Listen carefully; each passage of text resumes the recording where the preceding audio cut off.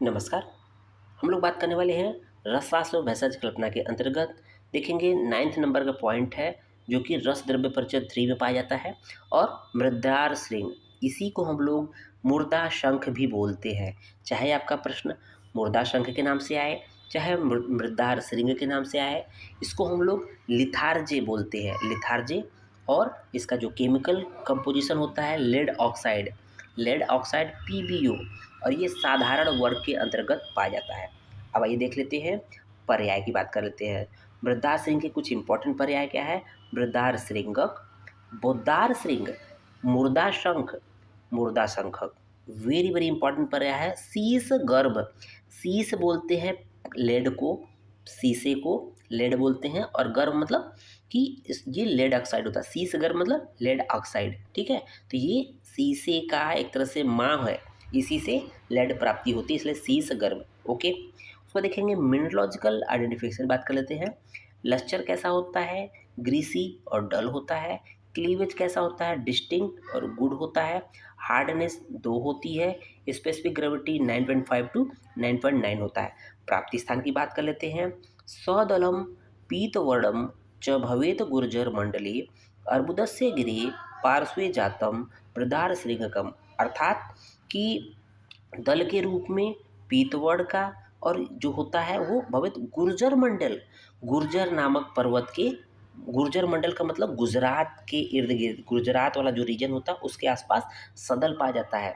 और देखेंगे अर्बुदस्य गिरे, अर्बुद गिरी के पार्श्व में अर्थात बगल में जातम मृदार श्रृंगकम, मृदार श्रृंग जो है अर्बुद मतलब गुजरात मंडल प्लस अर्बुद नामक पर्वत के पास में पाया जाता है। ओके, अब देख लेते हैं मृदा श्रृंग के भेदों के बारे में।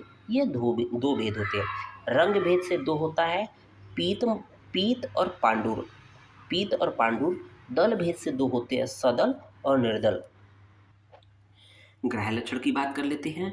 सदल पीतवर्ण ग्राह्य होता है, मतलब जो अलग अलग एक एक दल के साथ पाए जाते हैं, ठीक है, ग्रुप में पाए जाते हैं। शोधन की बात कर लेते हैं, तो मृदार श्रृंग को क्या करना है? खलु यंत्र में पीस लेना है। पीसने के पश्चात अगर उसमें छोटे छोटे पत्थर के टुकड़े हैं तो उसको हटा देते हैं। हटाने के पश्चात पीसे हुए चूड़ को क्या करना है? वस्त्रपूत करना, अच्छे से उसको छान लेना है, ठीक है ना।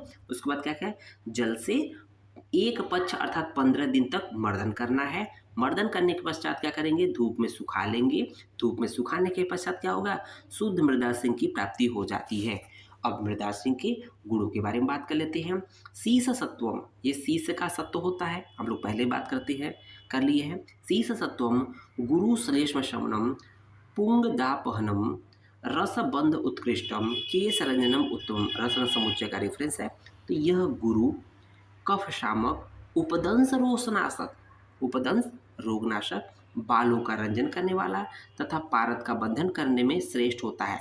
ध्यान दीजिएगा, जो मृदार श्रृंग है जिसके बारे में हम लोग बात कर रहे हैं, इसका जो यूज होता है केवल और केवल एक्सटर्नल यूज होता है, इसका कोई इंटरनल यूज नहीं है।